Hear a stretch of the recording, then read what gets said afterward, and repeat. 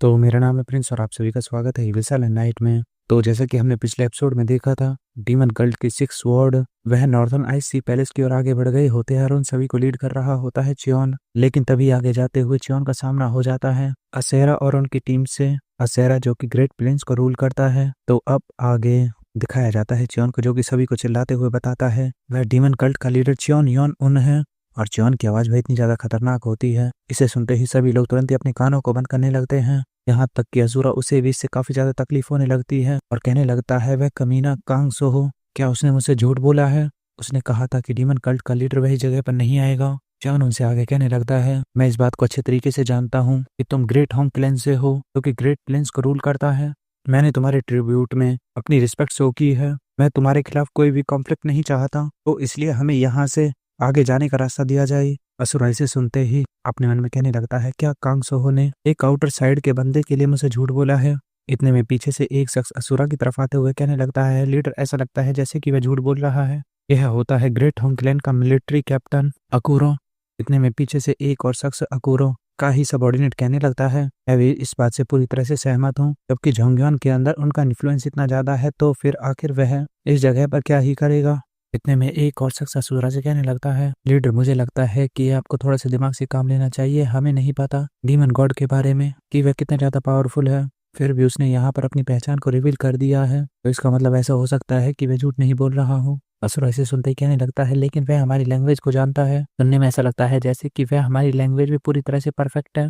शायद ऐसा हो सकता है कि कोई और ट्राइब उसकी इस चीज में मदद कर रही हो।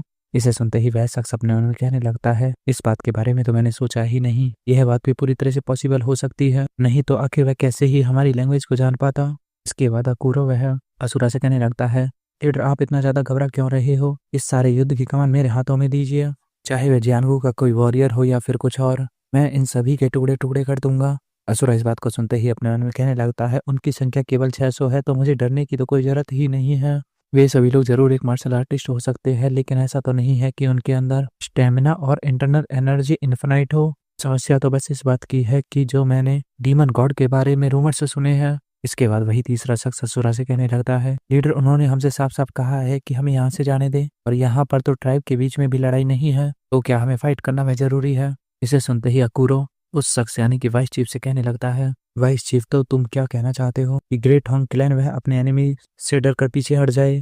तब दिखाया जाता है एक और शख्स को, जो कि बड़ी तेजी से उन्हीं की तरफ आ रहा होता है। यह होता है बुच्चियोल, जो कि आते हुए कहने लगता है लीडर, क्या आपने उनकी बातें सुनी? वह अपने आप को डीमन कल्ट का डीमन गॉड बता रहा है। वह जरूर ही डीमन गॉड हो सकता है, उसके अंदर की इंटरनल एनर्जी वह काफी ज्यादा है। मैं यहाँ तक कि यह भी नहीं समझ सका कि उसके अंदर इतनी ज्यादा इंटरनल एनर्जी होगी। असुरा जैसे इस बात को सुनता है तो अपने मन में कहने लगता है तो क्या वह सचमुच डीमन कल्ट का डीमन लॉर्ड हो सकता है? अगर यह बात सच है तो भले ही हमारी संख्या उनसे ज्यादा हो, लेकिन फिर भी हमें एक बड़ा नुकसान उठाना पड़ेगा। अकुरो इसे सुनते ही असुरा से कहने लगता है आप इतने ज्यादा किस बात पर घबरा रहे हो? चाहे उनकी मार्शल आर्ट वह कितनी भी ज्यादा अच्छी ही क्यों ना हो, क्या आप सचमुच बुच्चियोल की हर बात पर विश्वास करोगे? इसे सुनते ही असुरा उसकी तरफ देखने लगता है। अकुरो आगे आते हुए कहने लगता है अगर आप मुझे कमांड देते हो तो मैं 3000 लोगों को अपने साथ लेकर जाऊंगा और उन सभी को वहीं पर मार डालूंगा। इसे सुनते ही एक और शख्स, जो कि उसी का टीम का होता है, कहने लगता है मैं भी इस बात से पूरी तरह से सहमत हूँ, सिर्फ र्यूमर्स के भरोसे पर हम लोग इस तरह से पीछे नहीं हट सकते। सूरज जैसे इस बात को सुनता है तो कहने लगता है ये लोग हमेशा से ही डिससेटिस्फाई रहे हैं, इस स्क्वाड ने हमेशा से ही फ्रंट लाइन में रहकर मार्शल आर्ट को सीखा है। इसके बाद असुरा वह सोराचू से कहने लगता है तो क्या यह वही फोर्स है जिसने कि हमने याता क्लैन के बैक लाइन में देखा था? इस पर सोराचू वह भी हमें जवाब देता है। के बाद असुरा वह गुरु से कहने लगता है मैं तुम्हें 2000 सैनिक और 3 कैप्टन की कमांड देता हूँ। अगर तुम्हें विश्वास है कि तुम जीत सकते हो तो मुझे दिखाओ कि मैं तुम्हारे ऊपर विश्वास करके कोई गलती नहीं कर रहा हूँ। गुरु इस बात को सुनते ही काफी खुश हो जाता है और कहने लगता है मैं बिल्कुल भी आपको डिसअपॉइंट नहीं करूंगा। और इतना कहते ही वह तुरंत ही अपने सभी लोगों को जॉन की तरफ अटैक करने के लिए आगे बढ़ जाता है। असुरा उन लोगों को जाते हुए देखता है और अपने उन्हें कहने लगता है अगर वह सच में डीमन गॉड है तो इस बात से यह सब कुछ बिल्कुल स्पष्ट हो जाना चाहिए। इसके बाद दिखाया जाता है कुरो के सभी लोग जो कि जॉन की तरफ आगे बढ़ रहे होते हैं। इन्हें देखकर ही उन कहने लगता है ऐसा लगता है जैसे कि हम उन लोगों को मनाने में पूरी तरह से असफल रहे हैं। ह्यून अपने मन में कहने लगता है आखिर अब हमें क्या करना चाहिए, चाहे हम संख्या में उनसे कम हो, चाहे हम जियानगू से ही क्यों ना हो, लेकिन फिर भी संख्या का अंतर बहुत ज्यादा है। या सब कुछ अगर इसी तरह से चलता रहा तो क्या हम नॉर्दर्न आइस सी पैरिस तक पहुंच भी पाएंगे या फिर नहीं? चियोन को दिखाया जाता है जो कि उन सभी को आते हुए देख रहा होता है। इतने में वांग चियल कहने लगता है, हमें बिल्कुल भी चिंता नहीं है, अगर आप हमें ऑर्डर देते हो तो हम तुरंत ही उनके ऊपर हमला कर देंगे।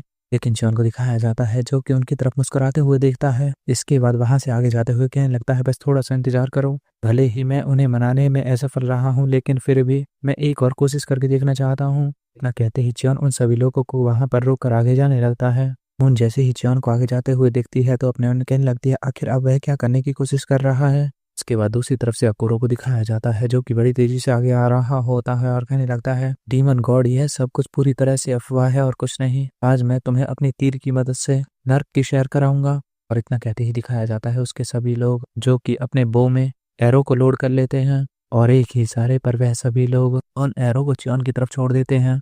लेकिन दूसरी तरफ से चियोन को दिखाया जाता है जो कि बिना रुके उन्हीं की तरफ आगे बढ़ रहा होता है। इसके बाद दिखाया जाता है चियोन को जो कि अपने पावर का यूज करने के लिए तैयार हो जाता है। अकुरो जैसे ही सामने देखता है तो वह किसी चीज को देखकर काफी ज्यादा चौंक जाता है क्योंकि इतनी भी एरोज आ रही होती है चियोन की तरफ। चियोन ने उन सभी को हवा में ही रोक दिया होता है।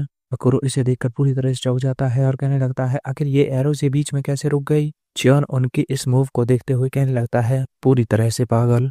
इतना कहते ही चियोन जैसे ही अपने हाथ का इशारा करता है तो दूसरी तरफ से उन एरोज को दिखाया जाता है जिनकी ट्रेजेक्टरी पूरी तरह से चेंज हो गई होती है। उसके बाद चियोन तुरंत ही अपनी 2 उंगलियों से उन एरोज को अकुरा के लोगों की तरफ ही भेज देता है, जिसकी वजह से दिखाया जाता है वह सभी एरोज वह फिर से उन्हीं लोगों की तरफ आगे बढ़ने लगती है। इसे देखकर वह पूरी तरह से घबरा गया होता है।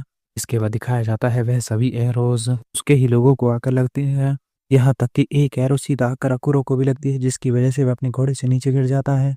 अकुरो की खोपड़ी के आर पार एक एरो हो गई होती है और अपने मन में कहने लगता है, तो क्या वह सचमुच डीमन गॉड था। इसके बाद हमें असुरा को दिखाया जाता है जो कि दूर खड़ा होकर अपने लोगों को गिरते हुए देख रहा होता है। वह अपने मन में सामने के नजारे को देखकर कहने लगता है, अभी अभी यहाँ पर क्या हुआ, 2000 सैनिक एकदम से ही अलग हो गए। चियोन को दिखाया जाता है वह भी चियोन किस तरह की पावर को देखकर काफी ज्यादा सरप्राइज हो जाता है और कहने लगता है, मैंने इसके बारे में सुना था कि डेमोनिक कल्ट लीडर वह आसमान में उड़ सकता है और आसमान से ही किसी के ऊपर भी अटैक कर सकता है, तो अफवाह वह पूरी तरह से गलत नहीं थी। डेमोनिक कल्ट लीडर वह सचमुच डीमन गॉड है। इतने में दिखाया जाता है एक शख्स को जो कि असुरा से कहने लगता है, वह सचमुच डेमोनिक कल्ट लीडर है, हमें उससे नहीं उलझना चाहिए, हमें चुपचाप उसे रास्ता दे देना चाहिए। असुरा भी उसकी बात सुनते हुए कहने लगता है, हाँ हाँ, मैं भी तुम्हारी बात से पूरी तरह से सहमत हूँ। इसके बाद असुरा चिल्लाते हुए बू चियोल को आवाज देने लगता है और उससे कहता है, जल्दी से उन लोगों को बताओ कि हम लोग कॉन्फ्लिक्ट को अवॉइड करना चाहते हैं। लेकिन असुरा जैसे ही बू चियोल की तरफ देखता है तो बू चियोल के मुंह से आवाज भी नहीं निकल रही होती। असुरा पीछे देखते हुए कहने लगता है, आखिर तुम्हें क्या हुआ, तुम इतने ज्यादा कांप क्यों रहे हो। लेकिन दूसरी तरफ से उसके सामने चियोन आ गया होता है। चियोन वहां पर आते ही असुरा से कहने लगता है, तो तुम ही क्या यहाँ के चीफ हो। दूसरी तरफ से हमें बुचोई को दिखाया जाता है जिसके कि पूरी तरह से पसीने छूट रहे होते हैं और अपने उन्हें कहने लगता है, मैं इस सारे समय पर पूरी तरह से उसके ऊपर नजर बनाए रखा था, लेकिन एक पल के लिए मेरी उससे नजरें हट गई। डीमन कल्ट का लीडर वह सचमुच इतना ज्यादा पावरफुल है कि वह जब चाहे हमें यहीं पर मार सकता है। इतने में एक और शख्स तुरंत ही अपने सभी लोगों को ऑर्डर देता है, जल्दी से चीफ की रक्षा करो। और इतना सुनते ही दिखाया जाता है सभी लोगों को जो कि असुरा की रक्षा करने के लिए चियोन की तरफ आगे बढ़ गए होते हैं। उन सभी लोगों ने अपने भालों को चियोन की तरफ तान दिया होता है। चियोन एक लंबी सांस छोड़ता है और कहने लगता है, वैसे ही पहले से इतनी जोर से चिल्लाने की वजह से मेरा गला काफी दर्द कर रहा है। और अगले ही पल चियोन अपने हाथ को ऊपर उठाकर उसे जोर से नीचे देकर मारता है, जिसकी वजह से दिखाया जाता है उन सभी लोगों के ऊपर एक इंटेंस प्रेशर पड़ने लगता है, जिसकी वजह से उनमें से कोई भी खड़ा नहीं रह पाता, सभी की बॉडी कांप रही होती है। चियोन उन सभी को देखकर मुस्कुराने लगता है और कहता है, अब यह देखने में काफी अच्छा लग रहा है। तो बस इसी के साथ ये एपिसोड यहीं पर खत्म।